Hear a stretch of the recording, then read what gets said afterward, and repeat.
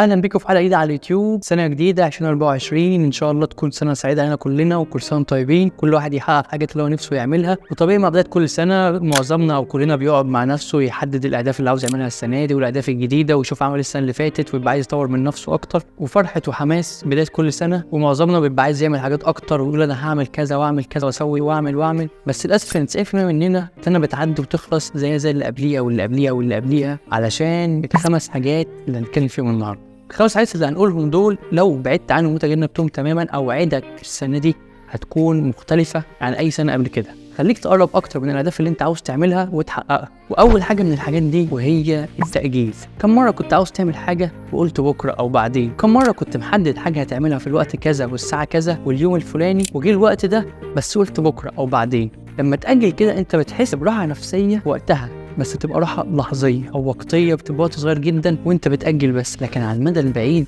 تسبب كوارث رهيبه. ده غير انت لما تقعد تاجل كذا مره، الموضوع ده بيقلل الثقه في نفسك وثقه في الكلام اللي انت بتقوله، ويخليك تحس بالندم والتوتر والقلق، ممكن يسبب لك الاكتئاب كل ما تقول حاجه وفي الاخر ما تعملهاش. وعلاج الموضوع ده في دراسات كتير وابحاث وكتب كتيره جدا اتكلم عن علاج التاجيل والتسويف، بس صدقني الخلاصه كلها في جمله واحده: الحاجه اللي تقولها اعملها. قلت هعمل حاجه كذا في الوقت كذا، اعملها.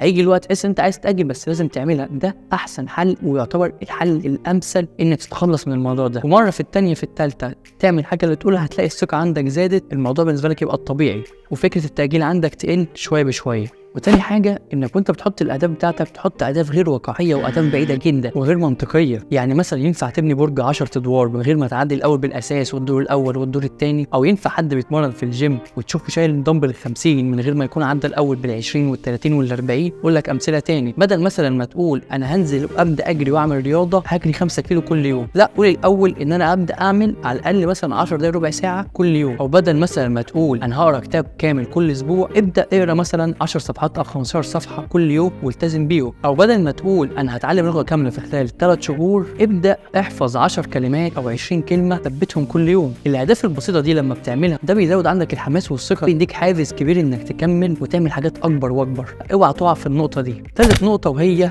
المقارنه. بتقعد تقارن ده وده وده وتشوف ده عمل ايه وده ما عملش ايه وفي وقت قد ايه وانت عملت ده في وقت قد ايه. المقارنه دي اكبر حرامي للسعاده والانبساط بتاعك، عشان دايما المخ وانت بتقارن نفسك بيجيب لك الحلو دايما في الشخص اللي انت بتقارن بيه، ويطلع لك الوحش اللي فيك انت ويقعد يقارنه، فبيسرق السعاده بتاعتك والانبساط بتاعك ويخليك تتضايق وتكتئب، مع انك ممكن تكون انت احسن بس مخك دايما بيصور لك بالطريقه دي. ده غير ان كل واحد ليه قصه وليه طريق مختلف تماما عن التاني. يعني ممكن مثلا تشوف واحد على السوشيال ميديا طبيعي هيبقى منزل الحاجات الحلوه بس، وانت بتشوف الحاجات الكويسه، لكن انت مش شايف الصوره من ورا عامله ازاي، مش شايف هو عدى بايه او ايه اللي حاصل معاه او حالته النفسيه عامله ازاي او عنده مشاكل تانية قد ايه. ممكن انت نفسك لو عرفتها هتقول لا الحمد لله ان انا كده. فكل واحد ليه طريق وقصه غير التاني تماما. فاحسن حاجه تعملها انك تركز على طريقك انت وعلى نفسك انت، وتبقى دايما في احسن نسخه تقدر توصل لها. ورابع نقطة انك ما ينفعش تكون شغال على حاجة وبادئ حاجة لسه جديد تكون مستني نتيجتها تبان بعد فترة صغيرة. ده نادرا جدا ما بيحصل. لازم تشتغل فيها وتجيب اخرك وتعمل كل اللي عليك فيها، تبقى واثق في ربنا من عمر ما يضيع التعب ده، والنتيجة كده كده هتيجي. حتى في ناس كتير ممكن تشتغل على حاجة وتجيب فيها اخرها بس ربنا يحط النتيجة دي كلها حاجة تانية خالص هو ما كانش متوقعها. انت دايما اعمل اللي عليك وخليك واثق في ربنا ان عمر اللي التعب اللي انت بتحطه ده عمره ما هيضيع على الفاضي. حتى مش شرط في نفس الحاجة دي، ممكن ربنا يحط التعب ده كله في حاجة تانية خالص انت ما كنتش تتخيلها. اوعى دايما تزعل او تتضايق لما تعدي بخسائر كتير. مفيش انسان بيتعلم من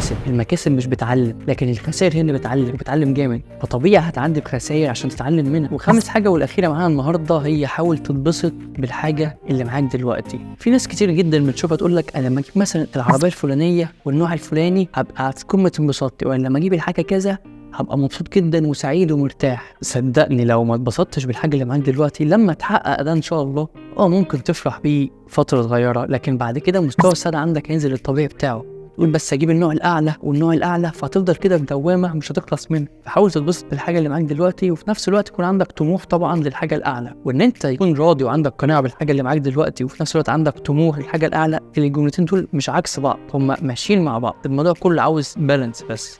وبكده نكون خلصنا حلقتنا النهارده. لو عندك اي سؤال ممكن تسيبه في الكومنتات تحت.